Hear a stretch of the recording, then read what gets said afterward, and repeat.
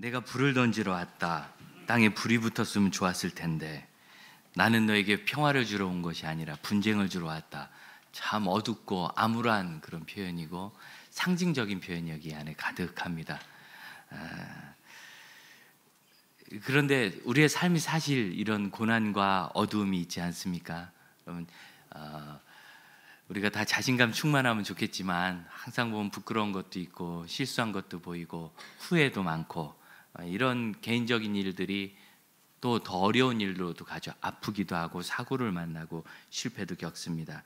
이런 여러 가지 어려운 고난들, 그것 때문에 사실 우리의 삶은 어쩌면 평화의 시기보다는 분쟁의 시기가 더 많을지도 모르겠고, 특별히 오늘 여기서 주님께서 던지신 이 불은 당연히 복음과 구원의 불입니다. 복음과 구원으로 인하여 새 생명을 얻으면 이 땅에 있는 질서, 악과 죄에 의한 질서, 물질이 제일인 줄 알고 사는 그 질서와 거스름이 일어나고, 그러니 당연히 분쟁이 일어나죠. 이 시간에도 한 가정의 첫 열매가 되어서 가족들, 형제들 구원을 위해서 애쓰시며 기도하시는 여러분의 그 눈물의 기도를 우리 아버지께서 들으시는 줄로 믿습니다. 너와 내 집이 구원을 얻으리라 하셨으니 이 말씀을 꼭 붙잡고 우리 집을 주님 구원하여 주옵소서 항상 기도하시고 그 구원의 끈을 마지막 날까지도 놓지 마시기를 축복합니다. 또 그런 동안은 우리에게 많은 분쟁이 그 안에 있잖아요. 명절이나 돼서 차례라도 한번 지내려면 내가 며느리인데 이 제사밥 음식을 차려야 되나 말아야 되나 하는 내적인 갈등과 현실적인 실제적인 문제들, 뭐 어떻게 하면 좋을까요? 저한테도 물어보시는데 사실 원리는 같지만 상황은 그때그때 다른 거지요. 그래서 지혜롭게 해야 되는데 일이 참 쉽지 않습니다. 아니, 효도를 안 하겠다는 것도 아니요, 좋은 며느리, 사위, 아들, 딸이 안 되겠다는 것도 아닌데 효도하는 것 때문에 이렇게 다퉈야 되나, 더구나 실효도 아무것도 없는 것, 그런 분쟁이 실제로 있고, 또 특히 젊은 형제자매들은 직장 안에서 이제 직장 회식 문화가 이게 아주 고약하잖아요. 밥만 먹는 게 아니라 술을 먹고 술만 마시는 게 아니라 하고 나면 2차, 3차 가고, 그리고 음란한 행위까지 이어지기도 하며, 그런 것 때문에 우리나라 여당 대표가 구설수에 오르지 않았습니까? 너무너무 심각한 문제 아닙니까? 예. 그러니 그 속에서 우리 젊은 청년들이 끼어서 동감하기가 어려운 거예요. 그래, 나는 아니라 그러면 예수 믿는 것들은 별로 깨끗하지도 않고 교회 목사들도 엉뚱한 짓 많이 하던데 꼭 뭐 잘난 척 한다고 이런 소리라도 나오면 나 때문에 괜히 우리 부서가 불편함에 휩싸이는 것 같고, 나 때문에 우리 집안이나 우리 형제들 가운데 또 어려움이 있는 것 같고, 친구들이 나 때문에 괜히 불편한 것 같고, 그런 일이 있어서 참 어렵습니다. 그런 면에서 주님은 분쟁을 던지신 분이죠. 우리가 생명이 있으니 죽어 떠내려가는 통나무처럼 살 수는 없는 거 아니겠어요? 그럼 거꾸로 이런 생명이 없으면 불신자들하고 다 어울려서 그냥 예수 모르니까 막 살면 편한가? 이런 그 착각이죠. 거긴 평안이 없어요. 여러분, 이 세상 사는 사람들이 젊어서는 젊은 재미에 살고 조금 지나면 돈 모으는 재미에 살다가 아이들이 말썽 부리기 시작하면 그 다음부터 인생이 불행해지고, 뭐 커도 요즘은 또 독립도 안 해요. 그래서 어렵고, 그리고 나면은 이제 좀 키웠나 싶으면 내 몸이 아프기 시작하고, 계속 불안.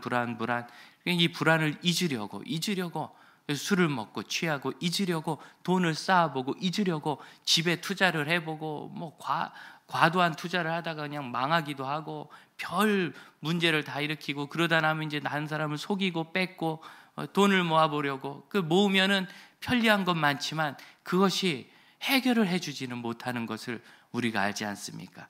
모른 척하고 거기 섞여 있다고 해서 평안할 수가 없어요.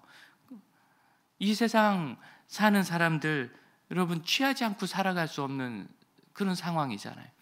그러니까 일전에 말씀드린 적이 있지만 우리 교회 청년이 자기 고향 친구가 한국 체대를 다니는 체육한 친구인데 그 전도를 해서, 야, 저 와일드한 친구가 교회에 맨날 앉아서 성경 공부하고 이런 거 적응할까?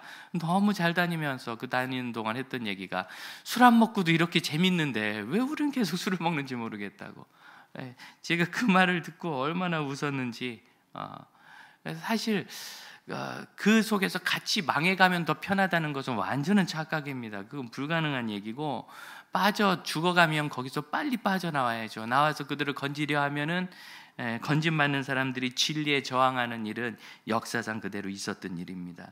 13장 1절 이하에 보면 심각한 불행을 겪고 로마의 압제를 겪은 사람들 이야기가 나오는데, 그 사람들이 뭔가 심각한 죄를 지어서 벌을 받았나 이런 생각을 할 때 주님께서 13장 5절 그런 말씀하십니다. 너희도 만일 회개하지 아니하면 다 이와 같이 망하리라. 여러분, 이 세상은 망하는 곳으로 가고 있어요. 심판을 향해서 이미 그 마음에 양심의 심판을 받아 있고 평안이 없습니다. 갈수록 평안이 없습니다. 당연한 거 아니겠어요? 우리 인생이 쇠약해지는데 어떻게 평안하겠어요? 강건한 동안은 모르죠. 나를 믿고 산다 뭐 이런 소리를 하고 하지만, 마지막 넘어갈 때 되면 그때는 가던 길을 돌이키지 못해서 고집을 피우는 것뿐이지 더 이상 확신이 없어요. 그러므로 여러분, 이러한 삶의 고난이, 또 이런 분쟁이 당연히 있다는 것을 잘 받아들일 수 있기를 바랍니다. 오늘 주님께서 우리에게 이러한 현상을 왜 얘기하시느냐면, 너희는 불행과 분쟁을 타고났다는 말씀을 하시는 것이 아니라 그런 것이 있을 수밖에 없다는 경고지요. 경고를 해주시면서 그런 때 당황하지 마라. 나 예수 믿는데 예수 믿는 것 때문에 왜 우리 집안은 변하지 않고 자꾸 갈등이 커지나. 내가 교회에서 집사도 되고 권사도 되고 장로가 될수록 더욱 갈등이 커져서 이제는 명절엔 서로 안 오면 서로 편하겠다, 물론 이런 얘기까지 왔다 갔다 하면 이게 어찌 된 건가? 그럼 예수님이 가르쳐 주셨어요. 형제 간에도 분쟁하고 부모 자녀 간에도 분쟁한다고. 그러니 여러분, 당황하지 마십시오. 믿음의 사람들은 이런 삶의 고난 안에서 분별력이 필요해요. 그것에 대한 얘기가 54절 55절입니다 아니, 엊그제 금요일 날 날이 선선하더니 오후쯤 되면서 막 이상한 산한 바람이 들고 하늘이 시커머져요. 그럼 우리가 알죠. 뭐 한다? 비 온다. 요 정도만 알면, 요 정도만 아는 사람이라면 얼마든지 뭐를 알 수 있느냐면 이 시대가 얼마나 악한지를 알 수 있다는 거예요. 여러분, 거기서 분쟁 나고 잘 어울리지 못하는 것을 불행해하지 마세요. 그것은 우리가 속할 수 있는 곳이 아닙니다.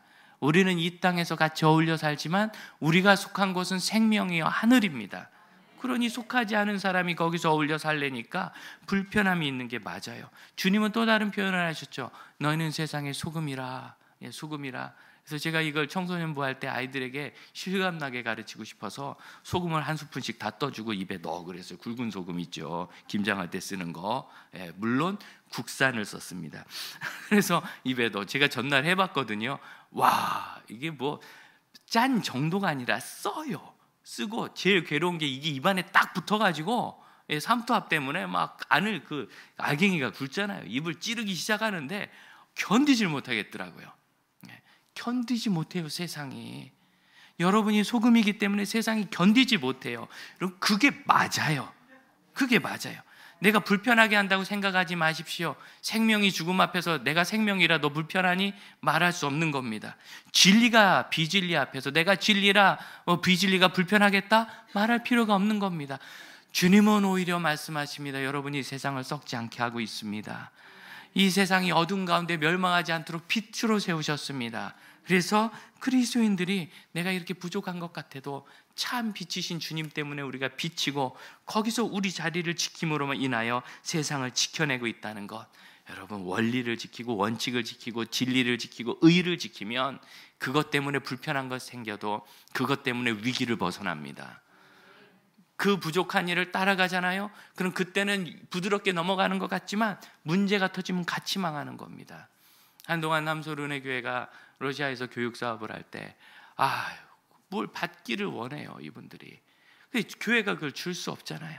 무작정 기다렸는데 그때 푸틴이 나라를 좀 이렇게 휘잡으려고 하면서 그러려니까 뭐 윗머리들을 좀 쳐내야죠. 윗머리들이 죄다 부패했으니까. 그래서 뇌물죄로 싹 다 잡아나가서 연해주의 주지사, 부주지사 막 다 잡혀 들어가고 외부의 그 기업가들도 다 막 가서 재판받고 벌금 잔뜩 물고 재단 다 몰수당하고 쫓겨나는데 은혜교회 학교만 멀쩡해요. 준 게 없어서. 그래서 살았어요. 우리는 천천히 갔고 늦게 가는 것 같지만 우리의 목적지에 도착하게 하는 이는 하나님이신 걸 믿읍시다. 그러므로 여러분, 천지의 기상을 분별하는 정도, 비올바람 분에 이 정도 아는 분이라면 이 시대가 얼마나 악한지 알아서 그 속에서 자기를 잘 지키셔서 느리게 가는 것 같아도 바르게 가셔서 그 간 걸음이 뒤집어지지 않도록, 뒤집어지면은 빨리 가봐야 저 멀리 내팽개쳐지는 거예요. 그런 일이 없도록 잘 서시기를 축복합니다. 이 불편함이 당연하고 정상적인 것을 아는 그런 분별력이 필요한 거예요. 예수님이 우리에게 위로를 주셨어요. 50절, 예수님이 받으실 세일에는 인류의 구원으로 해서 십자가를 지시는 위대한 사역입니다. 위대하지만 괴로운 사역이지요. 괴롭지만 위대하잖아요. 일제시대에 우리나라의 독립을 위하였던 우국지사들이 그 괴로운 발걸음을 간 목적이 뭐냐? 동아시아에 있는 조그만 조선반도 땅에 있는 인구 한 2천만도 안 되는 요 민족이 독립을 얻게 하려고 그렇게 애를 썼잖아요. 그런데 그분들이 그 어려운 길을 얼마나 우직하고 충직되게 가셨습니까? 제가 지난주에 우리가 정신없어서 못한 게 있는데 광복절 기념주일인데 애국가를 못 불렀더라고요. 얼마나 제가 마음이 아쉽든지. 여러분, 하나님이 보호하사가 들어있는 노래입니다. 그 하느님으로 억지로 바꾸지만 하지만 그 첫 정신은 바뀌지 않습니다. 우리 마음에 있는 자신감 아니겠어요? 그걸 못했어요. 나라 하나 구하려고도 그렇게 꿋꿋이 그 길을 가는데 우리 주님의 길은 나라가 아니라 인류 전체를 구원하시는 생명의 길인데 그런 길을 가셔도 답답하셨대요. 왜? 이거 그냥 꼼짝없이 하는 얘기를 외통수에 걸리듯이 십자가 외에는 다른 길이 없잖아요. 그러니 그 겟세마네 동산에서 밤새 기도하실 때 이 잔을 옮기옵소서. 그런데 다른 길은 없잖아요. 그러니 아버지 뜻대로 하옵소서. 이렇게 하실 수밖에 없는 이 괴로움, 이 답답하다는 말, 이 쉰네코라는 이 말은요, 50절에 있는 이게 쉬는 투게더, 함께란 뜻이고 에코는 강하게 붙잡다는 뜻이에요. 그래서 이게 원래 쓰이던 이 그리스어 원어는 체포하다라는 뜻입니다. 그럼 체포할 때 범인을 여러 사람이서 꽉 잡았다는 거예요? 옴짝달싹 못하게 잡아야죠. 대충 잡았다고 뿌리치고 가면 체포가 안 되니까 꼼짝 못하게 잡는 거예요. 그러니 여러분, 이 답답함은 빠져나갈 수 없는 답답함입니다. 우리 주님도 그러셨대요. 그러니 여러분, 내가 답답한 거, 믿음 없는 거 아닌 것인 줄 아시기를 바라요. 그런 어려운 일 겪으면 답답해요. 어려워요. 때때로 우리를 붙잡아맨 덫과 같이 숨이 턱턱 막혀요. 그러나 여러분, 그런 어려움을 잘 이해하시기를 축복합니다. 이게 내가 믿음이 잘못돼서도 그런 것도 아니요, 믿음이 약해서 그런 것도 아니요, 이 세상이 악하기 때문에, 여전히 죄로 인하여 왜곡돼 있고 문제가 완전히 해결되지 않았기 때문에 그러니 이 세상 사는 동안은 우리도 믿음 좋아도 사고도 당하고, 이 세상 사는 동안은 우리도 아프고 병도 걸리고 몸져 눕기도 하고 격리되기도 하고 그런 일이 있는 겁니다. 또한 이런 고난의 시기일지라도 이 세상을 잘 분별하여 악에 물들지 않고 거룩한 성도의 삶을 살 수 있기를 바랍니다. 스스로 옳은 것을 판단하지 않느냐, 57절 말씀하시죠. 옳은 것을 판단하세요. 남들은 어떻게 하는가 절대로 그러지 마시고 이것이 옳은가, 특히 자녀를 기르고 계시는 우리 젊은 세대 여러분, 다른 집이 어떻게 키우는지를 절대로 눈길도 주지 마세요. 우리 교회가 이야기하잖아요. 지금 한국교회 주일학교 교육 망한 거예요. 실패한 거예요. 지난 여름 6월에 우리 교단에서 제일 교육을 잘하고 있는 노회 중에 한 노회, 거기가 제일 앞서가는 노회예요. 자타고 공인하는. 이 코로나 와중에도 2년 만에 이제 3년째 그 교사 세미나를 처음으로 모였대는데 그 큰 본당이 가득 차게 많이 모였어요. 수백 명, 한 1,000명 가까이 모였어요. 열심히 하는 교단 노회예요. 거기 가서 솔직히 얘기했어요. 여러분, 유초등부 다니는 애들 중고등부에 있습니까? 좋습니다. 중고등부 다니는 애들이 청년부에 있습니까? 다 눈을 내리깔아요. 없거든요. 그럼 이건 망한 거예요. 그럼 이건 이미 망한 교육이에요. 현재 한국교회 교육은 이미 망한 교육이에요. 결과를 보면 아는 거예요. 그 교육이 성공했다면 그 아이들이 청년부 때 그 교회에 있어야죠. 맞지요? 없으면 실패한 거예요. 왜 망하고 있는 교육을 왜 자꾸 하느냐고 그랬더니 다들 굉장히 공감을 해요. 그 자리에 있었던 우리 후배 사역자들이 교회를 전화했다 그래요. 전화해서 우리 부목사님들한테 형님 교회 그 담임 목사님 와서 강의했는데 너무너무 공감이 됐다고. 저는 다른 교회 하는 거 생각 없이 따라갈 뜻이 조금도 없었는데 왜 망한 걸 따라가요? 그게 우리 청소년부 부장님이 내년에 무려 고3이 13명 청년 모은답니다. 무려 13명. 다 와야 되는 줄로 압니다. 남자친구 여자친구 데리고 2배로 올 줄로 믿습니다. 예. 그걸 바라봐야 되는 거죠. 마찬가지입니다. 여러분 지금 한국 교육이 실패했다고 다 얘기하잖아요. 대한민국 교육이 지금 어렵다는 거 우리가 다 알죠. 그럼 그걸 생각 없이 따라가면 안 되는 거예요. 이거 잘못했구나. 대학은 보냈지만 인생을 성공시키지 못했고, 대학을 졸업시켰지만 사회에 독립시키지 못했구나. 분명히 알아야 되는 거예요. 아이 그렇게 죽도록 공부해서 나는 나라에 충성하고 싶은 마음이 있어서 공무원 되려는 줄 알았더니 아니고 편안해서 되려고 그랬대. 대보세요, 요즘 공무원 안 편해요. 그러니 그만두려고 그 다음부터 버둥버둥거려요.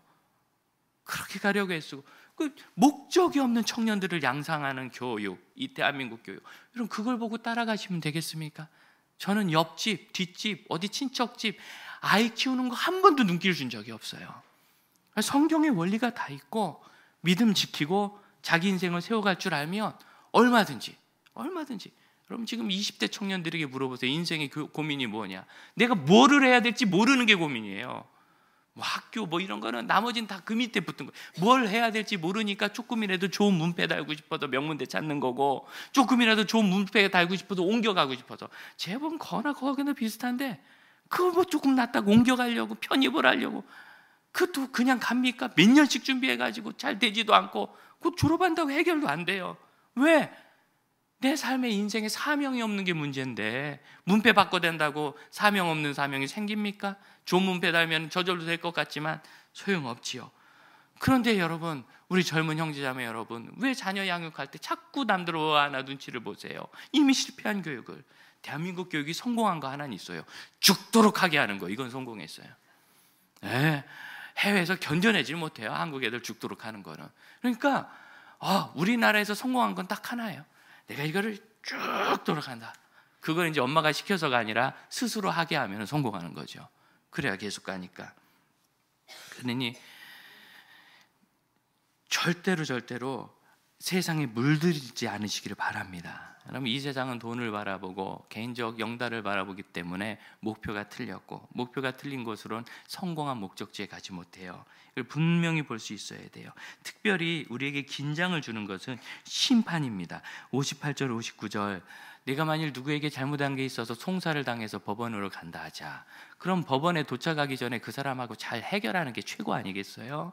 예, 돈을 손해를 끼쳤으면 최대한 내가 할 수 있는 대로 변제를 하고 나머지도 어떻게 갚겠다 계획을 해서 달래야지.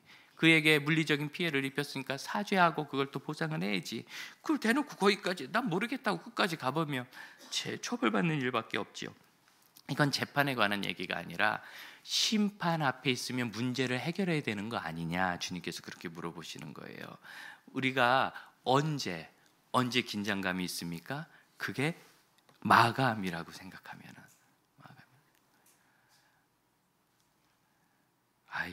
글을 조금씩 쓰는데 제가 잘 못 쓰는데 자꾸 부탁을 하니까 끙끙거리고, 저는 마감에 항상 쫓겨요.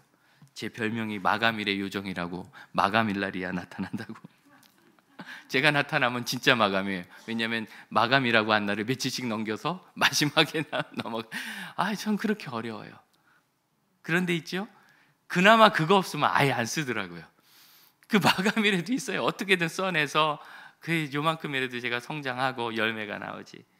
여러분, 우리에게 있는 심판은, 여러분, 심판이 목적이 아니라 거룩하게 함이 목적이라는 것을 믿으시기 바라요. 심판을 바라보면 내가 죄도 끊어야 되고 악한 습관도 버려야 되고, 심판을 바라보면 두려운 일들을 버리고, 그리고 심판을 바라보면 미뤄둔 일을 해야죠. 마감이 오면 미뤄둔 걸 어쨌든지 해야 되는 거예요. 그러니 여러분, 사이사이 주님께서 우리에게 주신 여러 가지 고난, 그 고난이 가만 보면 결산 같지 않아요? 중간 결산. 내가 지금까지 어찌 살았나, 어려울 때야 돌아봐요. 지금까지 나는 뭐를 하고 살았나? 문제가 심각해져야 돌아봐요. 그런 바른 분별력 세 가지지요. 첫째는 이 세상이 악하니 거기서 우리가 불편함을 겪는 것, 분쟁을 겪는 것을 당연한 줄 알아야 되고 그 지혜가 있어야 되고, 두 번째로 이 세상 악에 물들지 않을 수 있는 지혜가 있어야 되고, 그리고 세 번째 분별력은 심판이 가까운 줄 알아서 자꾸 미뤄두지 말고 결산을 그때그때 내서 현재 하는 일을 하실 수 있기를 바랍니다. 주님께서 이것을 책망하시면서 56절에 외식하는 자여 이렇게 얘기했어요. 외식하는 자, 그럼 우린 바리새인 딱 생각나잖아요. 근데 바리새인 외식의 정의를 우리가 한번 봤죠. 왜 그분들이 외식에 빠졌나? 율법주의에 빠지고 형식주의에 빠졌나? 이유는 믿는 신념이 잘못돼서 그래요. 믿음이 잘못돼서 율법을 믿으면 되는 것으로, 그런 외식을 잘 지키면 되는 것으로 생각해서 그게 남들 보란 듯이 한 게 아니라 보란 듯이 하는 그것 자체가 그들의 믿음이었어요. 그래서 이 바리새주의는 이 시대에 우리가 율법주의에 빠지지 않았어요. 뭐 남들에게 보여주는 거 신경 쓰지 않아요. 그럼 되는 것이 아니라 내가 믿는 믿음의 고집에 빠지지 않은 나를 돌아보아야 합니다. 그럼 이 시대에도 여러분 잘못된 고집이 우리를 꽉 붙잡고 있는 게 많거든요. 옴짝달싹 못하도록. 그 잘못의 첫째는 우리 목회자들에게 있습니다. 늘 사죄드리지만 우리 목회자들이 바르게 성경을 해석하지 못하고 바른 사상을 전하지 못하고 여러 가지 상황에 따라서 고집을 부려가지고 그렇습니다. 참 놀라운 것은 지금도 가끔 제가 어떤 설교를 듣다 보면 야, 저 말씀을 저렇게 강론해도 되나, 저걸 저렇게 말해도 되나 싶은 참 가슴 뜨끔한 그런 이야기들을 많이 들어요. 참 아쉽습니다. 그런데 여러분, 저희가 혹시 그렇게 실수할지라도 잘 분별하셔서 신앙의 왜고집에 빠지지 마시기를 바랍니다. 그럼 예수와 성경 진리 외에는 다 바꿔야 되는 거예요. 그게 개혁신학의 핵심 아닙니까? 늘 우리는 자꾸 가다 보면 삐뚤어져 나가니까 개혁하고 개혁해야 바른 성경적인 삶을 살아갈 수 있습니다. 늘 고쳐나갑시다. 그렇게 해서 이 어두운 말씀을 쭉 읽었지만 저는 소망을 품었어요. 어디서 품었느냐? 이게 이제 6절까지 가거든요. 무슨 소리냐면 54절에 또 이르셨다. 13장 1절 그때 주님이 또 이런 말씀을 하셨다. 그리고 6절 이에 그러므로 비유로 말씀하셨다. 그래서 이 6절에 있는 본문이 이 긴 본문의 마지막 부분 결론에 해당돼요. 6절 7절을 13장 6절 7절 제가 읽어드리겠습니다. 이에 비유로 말씀하시되 한 사람이 포도원에 무화과나무를 심은 것이더니 와서 그 열매를 구하여서나 얻지 못한지라. 포도원지기에게 이르되 내가 3년을 와서 이 무화과나무에서 열매를 구하되 얻지 못하니 찍어버리라. 어찌 땅만 버리게 하겠느냐. 아니 포도원 한쪽에 땅에 무화과나무를 심고 열매를 거두기를 원했는데 맺힐 때가 됐는데 3년을 들여다보는데 안 맺히니 찍어버리라. 그런데 그 종이 하는 대답이 참 위로가 됩니다. 8절 9절 같이 한번 읽어봅니다. 시작.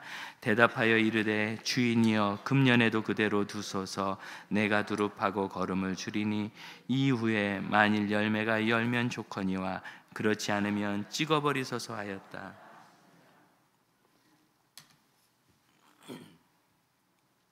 열매가 없으면 어찌 되는가? 우리가 아는 건 이거죠. 누가복음 3장 9절에 있는 것처럼 이미 도끼가 나무 뿌리에 놓였으니 열매 맺지 아니하는 나무마다 찍어 물에 던지리라. 우리 이런 심판을 하는데 근데 지금 6절 7절을 읽어보니까 진짜 도끼가 나무 뿌리에 있어요. 열매 없다 찍어라. 그 심판이죠. 그런데 이 포도원지기가 무슨 생각으로 그랬는지 주인님 한 해만 더 참아보죠. 제가 이번에 땅을 깊이 파고 거름을 묶고 그렇게 하겠습니다. 그리고서 만일 내년에도 열매가 없으면 이번 나무에게 1년은 한 사이클이잖아요.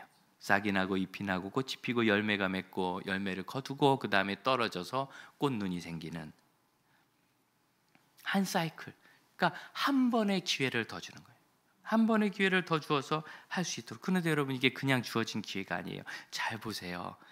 땅을 깊이 파고 거름을 묻습니다. 제가 고등학교 때까지 농사를 지었지 않습니까? 농부의 눈으로 볼 때 이 나무는 열매 안 맺는 게 불가능해요. 100% 열매가 맺습니다. 저희 동네에 이만한 사과 얘기를 제가 예전에 드렸는데 사과가 고등학생 때 제가 하나를 다 못 먹을 만큼, 도시락 2개를 까먹어도 부족한 아이잖아요. 그런데 하나를 다 못 먹을 만큼 큰 사과를 어떻게 하는가, 이게 땅을 포크레인으로 봤어요, 사과밭에. 그 다음에 가까운 소 농장에서 나오는 그 좋은 거름을 거기다 트럭으로 갖다가 묻었어요. 그러니 그 다음에 봄부터 적과를 잘 해가지고 사과를 조금씩 키우니까 이만해요. 요새는 안 오시는데 수년 전까지 저희 선배님 한 분이 농사를 지면서 추수절이 되면 이만한 호박을 가져오셨어요. 기억나시죠? 정말 2사람이 들어야 되는 큰 호박인데, 이거 왜 이렇게 큽니까? 그랬더니 일단 동자가 좀 크게 맺히는 호박이다. 근데 그래도 그렇게는 안 커져요. 어떻게 하는가?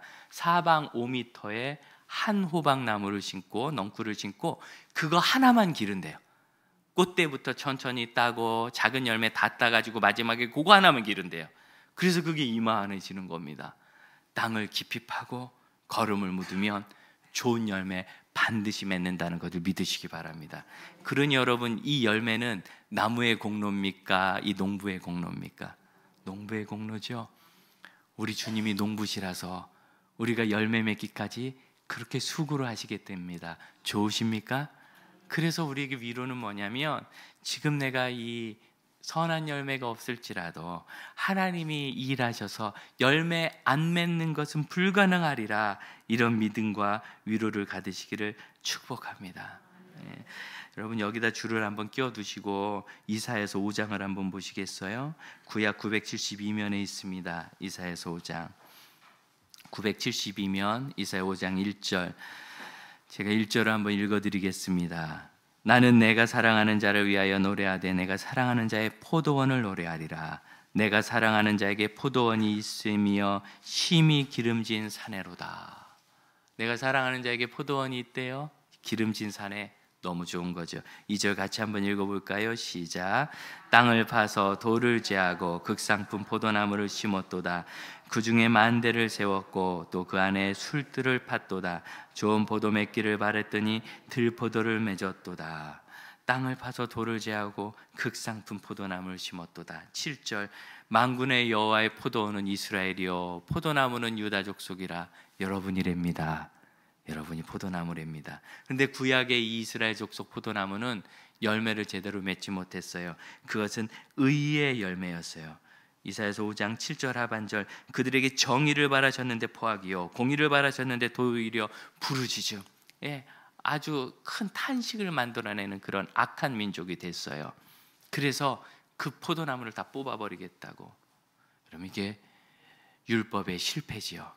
하지만 복음의 삶에서는 어떻습니까? 그럼 27장에, 이사야 27장에 또 포도나무 이야기가 다시 나오는데, 그때 주님께서 27장 1절에 그날을 얘기하거든요. 이 그날은 회복된 구원의 날이에요. 여러분이에요. 구원받은 민족들. 그들에 대해서 27장 3절, 나 여호와는 포도원 지기가 되며 때때로 물을 주며 밤낮으로 감수하여 아무든지 이를 해치지 못하게 하리라. 나는 포도원에 대하여 노함이 없나니. 하나님 다시 노하지 아니하시고 해치지 못하도록 하시며 내가 포도원 지기가 돼서 그 포도나무 구원받은 성도들을 건사해갔다고 말씀하십니다. 그러니 여러분, 우리는 망할 수 없도록 구원받은 사람들이라는 것을 믿으시길 바라요. 예수님께서 열매 맺는 비결을 말씀해 주셨죠. 요한복음 15장, 나는 포도나무요 너희는 가지니. 가지가 나무에 붙어 있으면, 가지의 나무에 붙어 있는 게 뭐예요? 예수를 믿어 거듭나 예수님의 말씀에 순종하는 거죠. 세상 이야기가 아니라 분별해야 돼요. 죄와 욕망에 대한 이야기가 아니라 구원과 생명에 대한 것이 무엇인가를 분별해서 찾으시고, 아멘. 그래서 그 말씀에 순종해 나가서, 이게 바보 같아 보여도, 어리석어 보여도, 이러면 안 될 것 같아도, 예수의 말씀 나 따릅니다. 그럼 그 가지가 나무에 붙어 있는 거예요. 그러면 열매를 어떻게? 절로 맺나니. 왜? 만군의 여호와가 포도원 지기시기 때문입니다. 여호와께서 밭을, 우리의 삶을 깊이 파고 우리의 삶에 양분을 주시고 우리의 삶을 돌봐주시니 저절로 열매를 맺는 거예요. 여러분, 우리 하나님이 우리를 그렇게 구원하시고 사랑하시는 것을 믿으시길 바라요. 그러고 나면 이 뜨거운 여름 같은 우리 인생의 고난, 여러분, 이것이 열매를 위한 것임을 아시기를 바랍니다. 우리는 그때 포도나무에 집중해야 돼요. 나무 원 줄기 되신 주님께 어떻게 붙어 있을 것인가? 지난 주간에 저희 어머니 계신 요양원에도 전화가 왔습니다. 증세가 많이 안 좋아지셔서 이제는 뭐 말할 수 없는 상황이고 약이 다 떨어졌습니다. 그러니 증세를 들어보니 약을 바꿔야 되고, 약을 바꾸려면 일전에 그 주령을 받고 나서 환자가 반드시 바로 가야 돼요. 꼭 가야 되는데 차라리 아무것도 못 하시고 누워 계시면 업고라도 가겠는데, 치매 환자는 거꾸로 가잖아요. 막 저한테도 욕을 막 하시고 못 알아보고 막 고집을 부리고, 그러니 그 어른을 병원까지 모시고 다닐 일이, 이게 어떻게 할 수가 있어야죠. 달리는 차에도 뛰어내리려고 하니 그래 마음이 얼마나 답답한지, 야, 내가 외통수에 걸렸구나, 이 일이 왜 이렇게 답답할까 생각해 보니까 제가 할 수 있는 일이 없는 거예요. 방법이 없고 마치 땡볕에 죽어가는 풀처럼 어떻게 시들시들 마르는 거예요. 그러면서 우리 형제자매들 생각합니다. 이 암병을 어떻게 하겠어요? 내 몸에 생기는데 내가 이걸 해결 못 하잖아요. 아니 이걸 사단이 와서 심어놓고 간 것도 아니고 누가 와서 갖다 준 것도 아니에요. 내 몸에서 생겨요. 내 몸에서 내 밥 먹고, 내 김치 먹고, 내 고기 먹고 내 몸에서 생겨요. 어떻게 해결을 못해요? 너무 가슴 아픈 일이고, 열심히 살았지만 불의의 일을 겪어서 사고와 실패와 재난 가운데 어려워하는 우리 형제자매들 다 얼마나 어려운, 꼼짝 못하는 상황이잖아요. 근데 여러분, 그 꼼짝 못할 때 우리가 해야 될 건 예수께 붙어 있는 거예요. 그건 할 수 있어요. 예수님이 우리를 버리신 거 아니고 하나님 우리 농부시잖아요. 그러니 내 삶을 하나님이 파서 농사를 지셔야 내 삶이 바로 되는 거예요. 제 보니 어머니를 보면 답이 없지만 우리 하나님을 보면은 그냥 하나님 사랑하는 건 할 수 있어요. 하나님 아버지 사랑합니다. 예수님 고맙습니다. 지금까지 지낸 것도 하나님 은혜며, 그리고 여러분, 이 어쩔 수 없는 이 순간이야말로 우리의 작은 결산 아니겠어요? 우리가 하나님을 직접 바라보고 있다는 그 일. 인생의 불볕 더위처럼 우리를 괴롭게 하지만, 그러나 그 더위가 있어야 곡식이 연글죠. 제가 5살 때, 요만할 때 저희 조부께서, 할아버지께서 제가 시골집에 가면 저를 데리고 이렇게 손주가 왔다고 좋아하시면서 그 뜨거운 8월 9월 햇빛이 막 쪼일 때, 그때 막 덥다고 그러면 할아버지가, 야 덥지? 근데 이 뜨거운 더위 때문에 베이삭 읽는 소리가 들린다. 서산이라 벼라고 안 하고 배라고 해. 베이삭 읽는 소리가 들린다. 이 뜨거운 햇빛 때문에 농부의 귀에는 베이삭 읽는 소리가 들린다. 귀에 들린다 그러니 제가 막 들어봤어요. 안 들리는데요. 웃으시면서 주머니에서 호두를 2알 꺼내주시면서, 할아버지는 들린다. 이렇게 들으니까 바람이 불 때 이렇게 석석 하는 소리가 들리긴 해. 그래서 저도 들린다 그랬어요. 안 들리면 바보 되는 것 같아서 그랬더니 그 들리지, 그게 베이삭 읽는 소리다. 여러분, 베이삭이요 40일 뜨거운 햇빛을 받아야 알곡이 패입니다. 이 40일에서 부족하면 부족할수록 쭉정이가 되는 거예요. 우리 하나님, 포도원지기 농부이신 하나님의 귓전에 우리의 삶의 이 한계와 문제와 부득이함과 해결하지 못하는 연약함 속에서 우리의 속사람이 익어가고 영혼이 거룩해지며 아무것도 못할 때 전 하나님을 사랑합니다. 어느 신학자가 욥기의 결론을 냈듯이, 하나님 저를 버리셔도 저는 하나님 편입니다. 하나님 저를 죽도록 굴리셔도 저는 하나님 사랑합니다. 제가 아무리 큰 실패를 겪어도 하나님 의지합니다. 제가 이 세상 망하듯이 사라져도 하나님만 믿습니다. 이 욥기의 고백을 이 뜨거운 여름 햇빛 속에서 우리가 하나님 앞에 드리지 않습니까? 저는 너무너무 이 본문을 읽으면서 행복해졌습니다. 이 어둡고 암울한 심판의 메시지 속에서, 분쟁과 불평화의 메시지 속에서 우리는 농부이신 우리 하나님께서 우리 삶을 깊이 파고 거기에 걸음을 묻어주시며 뜨거운 햇빛을 견디게 하시고 이겨낼 힘을 주시며, 하나님을 바라보고 하나님을 바라볼수록 겉사람은 약해지나 속사람은 날로 강해지는 은혜를 주시는 것을 봅니다. 그 은혜가 늘 있으시기를 축복합니다.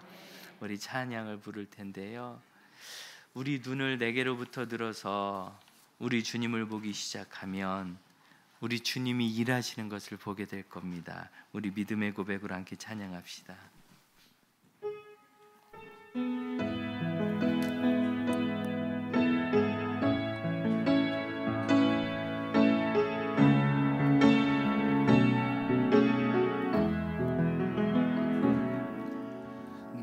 내게로부터 눈을 들어 주를 보기 시작할 때 주의 일을 보겠네. 내 작은 마음 돌이키사 하늘에 구게 하네. 주님을 볼 때 모든 시선을 주님께 드리고